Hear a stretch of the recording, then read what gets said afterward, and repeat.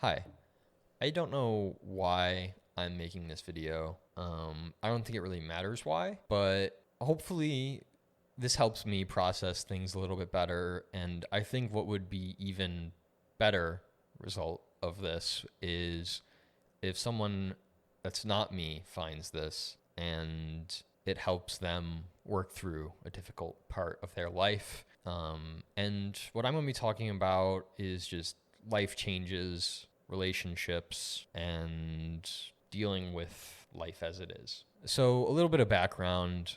In the past 6 months, I've gone through a lot of life changes and I've been super stressed and I've been really been going through it. I feel like I'm never one to quantify suffering and try and do the whole suffering Olympics thing. I think that is wholly wrong.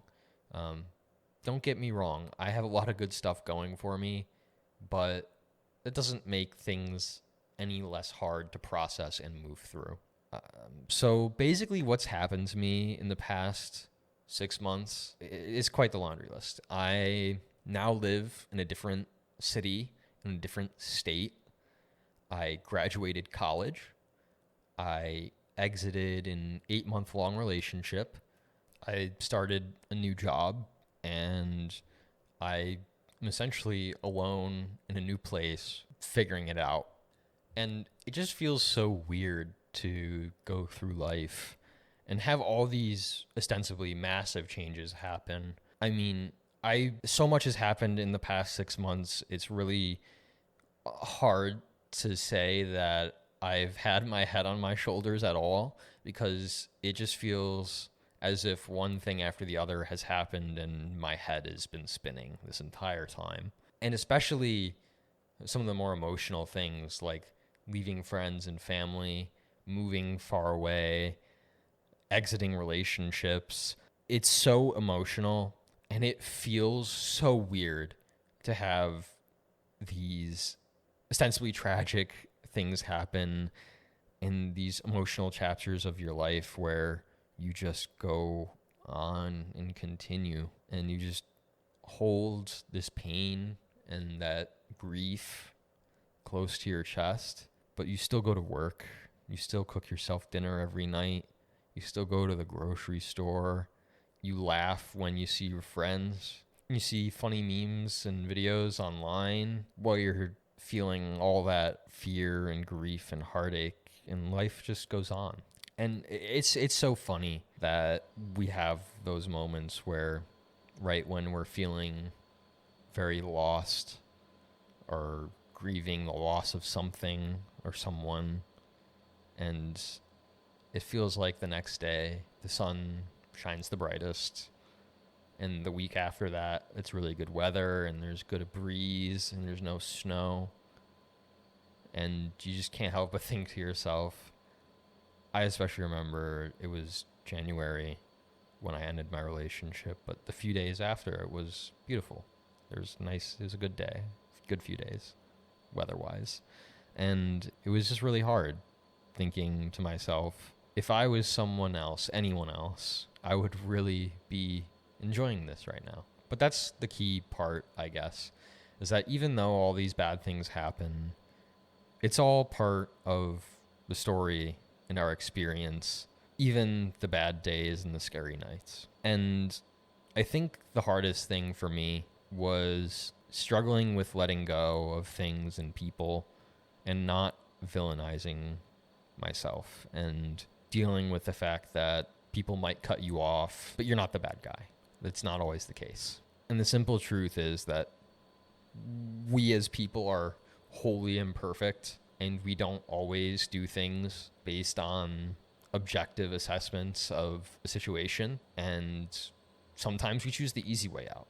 And a lot of the time that's just avoiding conflict because that's so much easier than deliberating over an issue and handling it in a way that's well-rounded and actually solves the core problem. And I think the thing that makes this even worse is that cutoff culture is super rampant and it's even romanticized to an extent by, lack of a better word, pop psychology. And it's not always necessarily the answer. It gets packaged as a confident, no nonsense approach to a lot of issues, whether it's relationships or just other problems. The answer seems to invariably be cut it off or cut it out. And that's not the way to approach it, in my mind. The reality is that that's just an approach that works for people who are too weak or not emotionally intelligent enough to actually deal with their own feelings and issues. And so the answer becomes remove it from your life. And this is the same for people and for other things as well. I don't think that's always the most ethical thing to do. I think everyone would agree. But sometimes that is the right thing to do. But it's really, as anything in our current generation and our current state of, social media extravagance and over the topness, in a typical fashion, we've taken it too far and we've misapplied this concept to relationships, to really so many things in our lives that deserve more than a simple, you're done, I'm done. We don't owe everyone everything, but we definitely owe some people and some things some form of explanation and reverence as to why we are literally cutting it out or terminating it from our lives. It depends on the situation and deciding when to cut off and cut out and when to communicate and when to adjust behavior is an important skill. But a lot of people lacked that tact. And another possibility is that we simply cross boundaries and we did something we weren't supposed to, and it was strong enough of an action to warrant such recourse. And in that case, we don't have any choice but to review our own behavior and vow to not do it again and change and learn and move on. This is our first time being alive. This isn't our second or third go around. We're all bound to make mistakes. Everyone is. And that's where forgiveness comes in. When recognizing mistakes, but not beating yourself up forever about it. And it's a little cliche, but it's true. We're human and mistakes are a part of being human. It's when we refuse to change our behavior and refuse to move on from that behavior that we've done in the past where the issue arises. If we don't grant ourselves the gift of forgiveness, then we're going to find it impossible to forgive anybody else. You can't forgive another person for wronging you if you can't forgive yourself for wronging yourself. Being graceful and patient, but not making a habit of repeating mistakes is important, and not ruminating on things that are happened in the past. It's okay to look at the past. It's always important to reflect and think of it as a room in the house that, we keep the door open. We never shut the door, but we don't go in that room. It's okay to look in, but don't stare.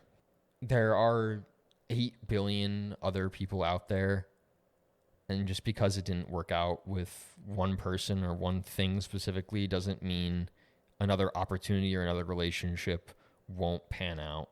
It's just because things didn't work out once doesn't mean it's an excuse not to try. And that's sort of what I suffered from. I suffered from not getting an explanation as to why I was getting cut out and why I was getting cut off. I did things, I certainly made mistakes that I shouldn't have done, but I was desperate for an explanation, and desperate people do rash things. The important thing is that we look back and we use it as lessons to prepare ourselves for things to come next. It's a valuable experience, and we got something out of it, and that reflection is important, and failing to adjust is really where we make mistakes. Not changing is where we make mistakes. And it's definitely hard. Sometimes our only sense of closure on things like this is that we have a good heart, we've learned from it, and we know our intentions will be better in the future. And it's hard. Grief and moving on, there's no timeline for that. My ex was probably over me in a little less than a month after our relationship, and I'm still not over that relationship, admittedly.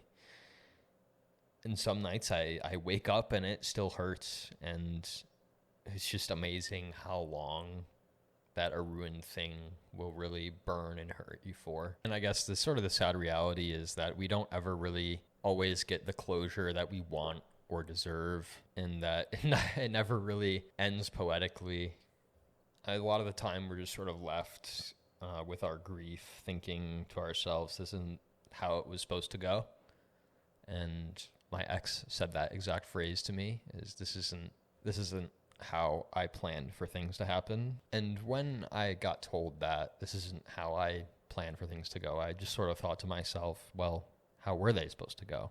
And in all this grieving, I thought to myself the same thing. This isn't how it's supposed to be.